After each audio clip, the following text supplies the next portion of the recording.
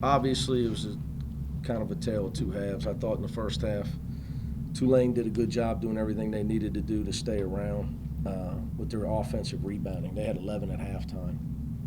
That kept them in it. We were sloppy on offense. Jake had probably his worst half as a Bearcat, and we had 8 turnovers. So we talked at halftime. We got to do this team. We got to do a better job on the defensive backboard. We force teams to miss a lot of shots. We've got to do a better job on the defensive backboard.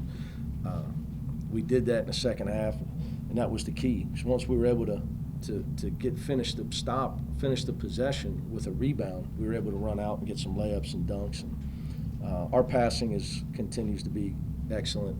Coach Jackson did a great job with the scout as far as having our big guys ready for their double teams, because they did it 2 different ways. We were ready for both ways they did it.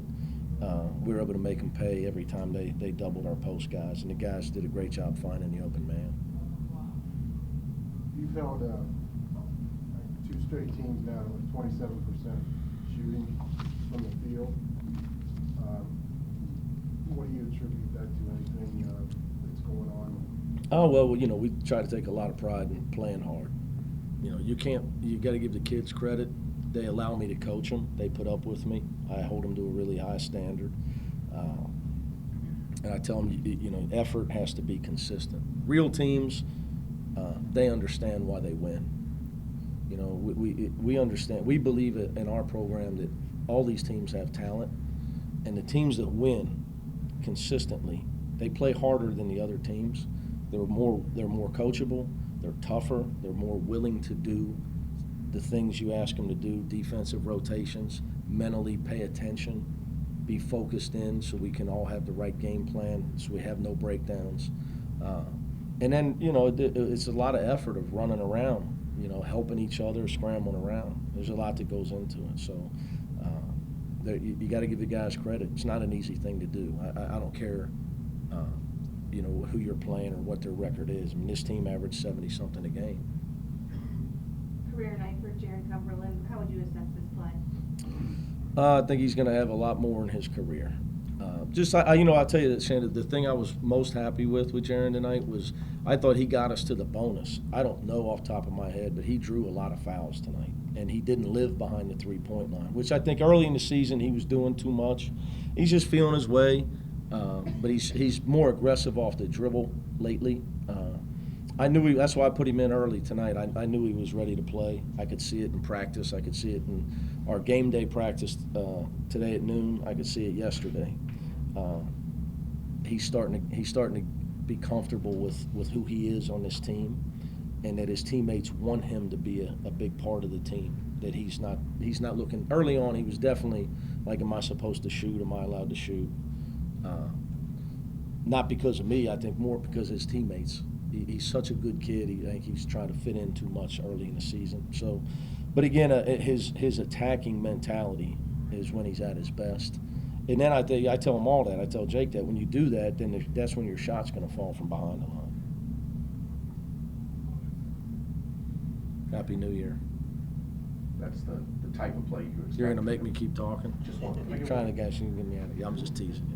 That's the type of play you expect from him, though, right? Yeah. When you got him at that being aggressive and assertive on offense. And Yeah, but I knew it's going to take some time. I mean, all these kids. I mean, look what the player Jake is right now, versus last year in December.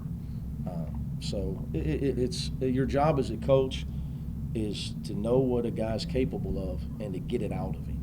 And that's when you feel like you're accomplishing what you need to accomplish as a coach, when it comes to a particular player. And it's my job to keep getting it out of him. So some days that's smiling, some days that's growling.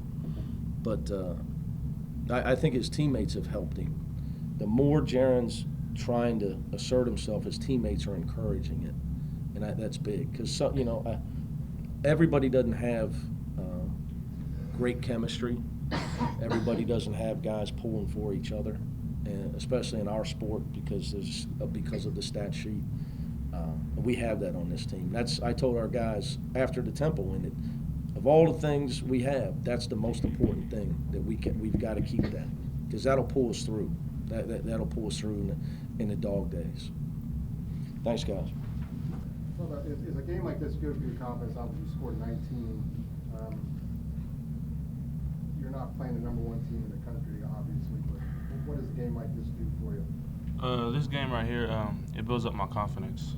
I knocked down some shots in the early of the game, and then it just builds up my confidence. It helps me out in the long run. It looked like you were just not settling for the three. You did take it to the basket, and did that help you get shots? Yeah, always when I was little, people would tell me start in and then bring my game out. It'll shots start falling for me. How much of an adjustment has it been to playing at this level? The speed and getting used to it. Did it take a little bit of time, and now it's starting to slow down for you? Yeah, I believe in practice and everything, the older guys help me out, tell me like speed, just calm down and everything. Don't let people rush me. Just play my game. Kevin, you guys, Coach Cronin said the other day that when you're playing a team that's 3-10, that's when he tends to get harder on you in practice. Has it been that way coming off the big win at Temple? Yeah, our coach is always just worried about that, just because you don't want to, when you get a good win over Temple at home, who got a decent RPI, you don't want to come in and bump your head against Tulane. So he's just always on us, making sure we on our A game and making sure we come into play. Kevin, in a game so lopsided, do you learn anything about your team? Oh, yeah. I mean, I know a lot about these guys. I've been here for 4 years now. Even our young guys, they adjust well. This team can fight through any adversity. It's just all mental for us, coming together, getting over some things that might not be going well for us personally on the court. Once we do that, play some defense, man, we get to running, and Bearcats are here to play basketball.